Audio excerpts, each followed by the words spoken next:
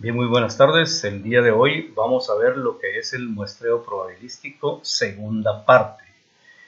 En esta segunda parte vamos a ver lo que es el muestreo aleatorio sistemático.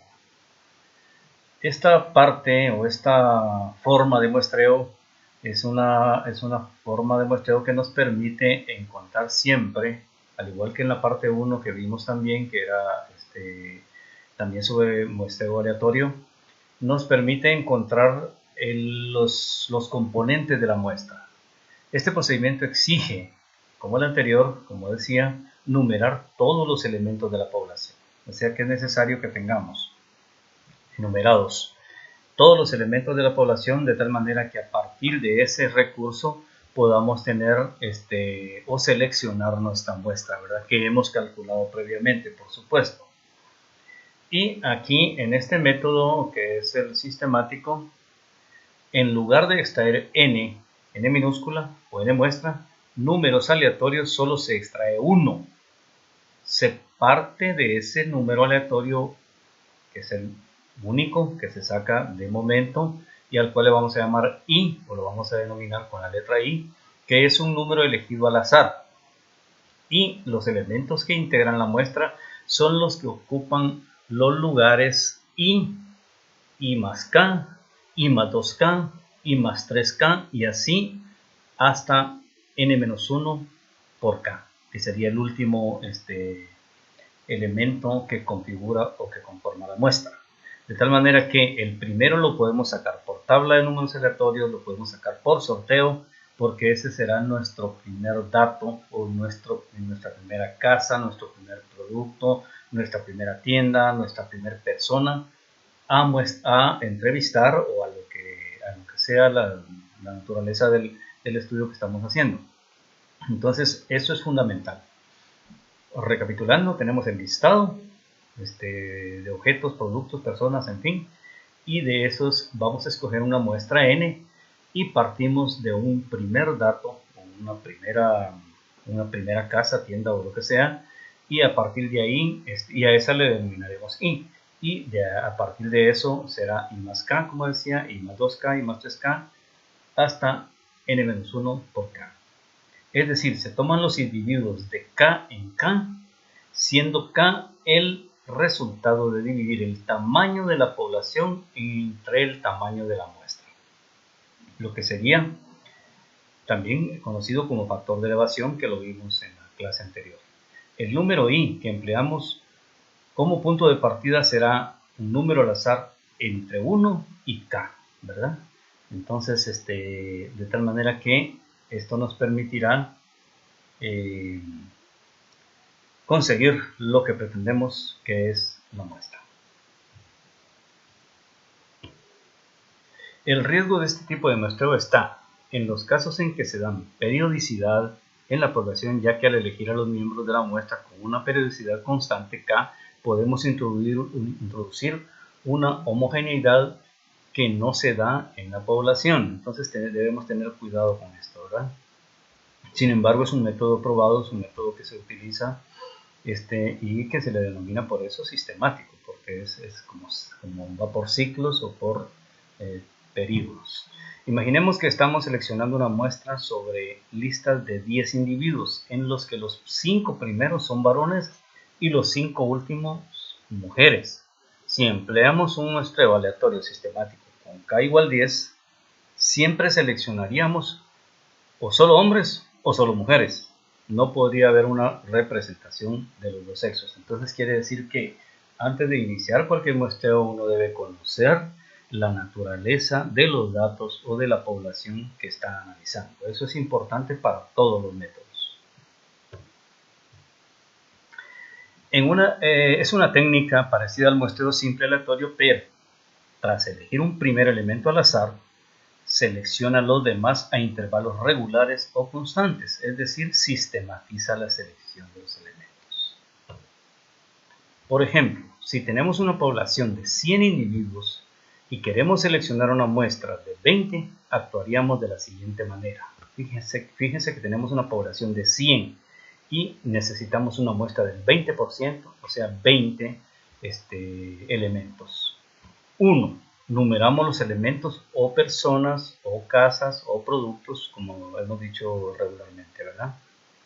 Luego de que tenemos ese listado, 2. Tenemos que elegir un elemento de cada K 100 dividido 20, o sea 5, porque decíamos que era la población dividido el tamaño de la muestra, o sea el coeficiente de elevación, y en este caso el coeficiente de elevación es 5. Elegimos al azar un número o persona entre 1 y K, o sea entre 1 y 5, o sea entre los primeros, y supongamos que elegimos el número 2. Pongamos que este fue el que salió sorteado, este fue el que salió seleccionado con la tabla de números aleatorios o como sea, ¿verdad? Porque solo teníamos la opción de seleccionar entre 1 y K, o sea, entre 1 y 5. Pensemos que cayó 2. Entonces, ese sería el primer dato, producto o persona a entrevistar. El siguiente sería 2 más K, como decíamos en la fórmula anterior. ¿Se recuerdan que teníamos era I, que en este caso va a ser 2, luego I más K, I más 2K. Pues si seguimos esa lógica, como nos lo indica, entonces tendríamos 2, sería el primero, 2 más 5, 7 sería el segundo, 2 más 2 por 5, 12, y así llegaríamos hasta el último elemento, ¿verdad? O sea, el elemento número 20 sería 97. De tal manera que si aplicamos la fórmula, tendríamos entonces ya los 20 individuos, personas u objetos seleccionados y tendríamos conformada nuestra muestra. O sea, como ven, el método es muy sencillo, solo tenemos que respetar que en todo momento apliquemos esta fórmula, que es la fórmula que nos ayuda a obtener todos los integrantes de la muestra, ¿verdad?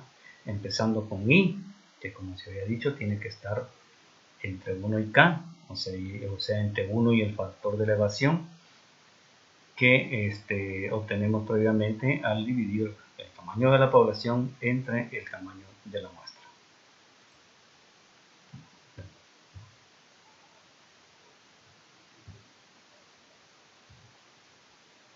Aquí tenemos una tabla que nos permite visualizar